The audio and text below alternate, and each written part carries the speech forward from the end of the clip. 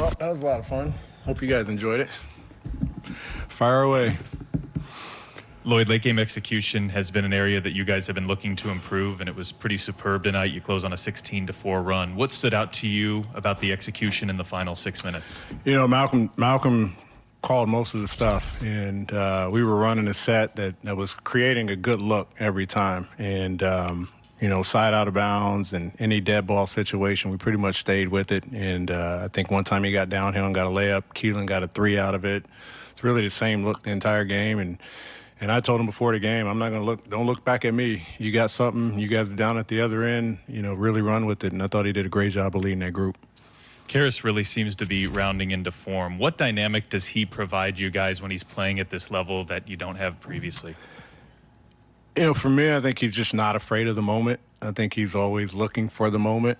I thought he took one bad shot in the fourth quarter, about the 3-minute mark. And it's kind of what guys that are looking for those big plays, you kind of live with that. And that shot led to the 3 at the end because he's not afraid of the moment and it doesn't rattle him. And I think that's really some guys have an it factor. I think he has a little bit of that. And that shot was huge at the end.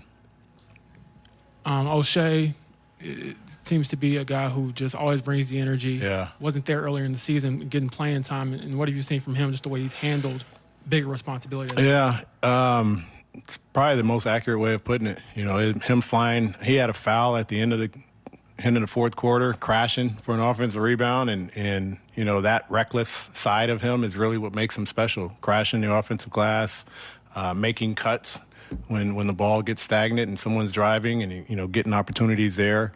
But he just plays a tremendous amount of energy, and you know, our group has to bring that all the time, and that's really why he's earned more and more minutes the last couple of weeks. Is he's just brought energy, he's brought toughness, and he's brought kind of a reckless abandonment to our game, and we need that.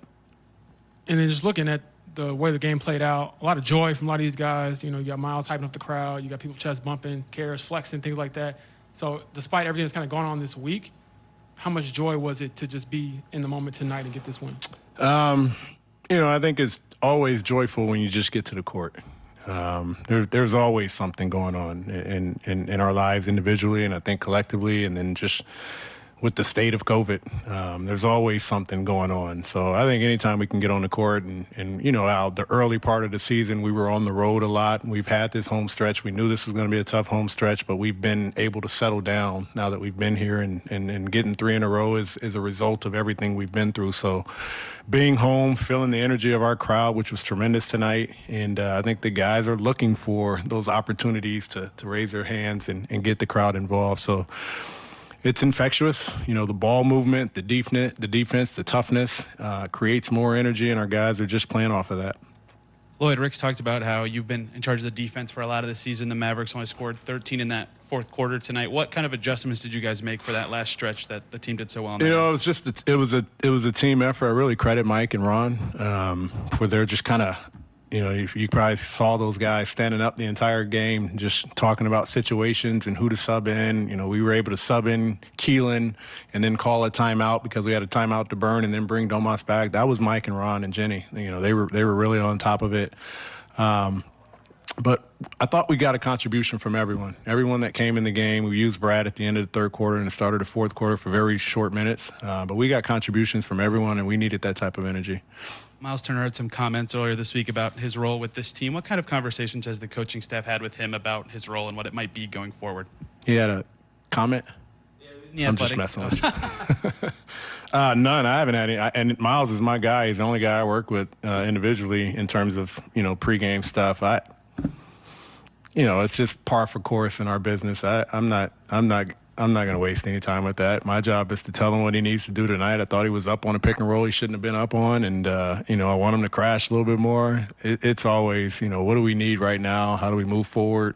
I think each guy, if you ask them on any day, they got something to say, you know, and I've been there, done that. The best thing you can do is help them move forward, and that's really all we've tried to do. We had enough stuff going on this week to really go backwards.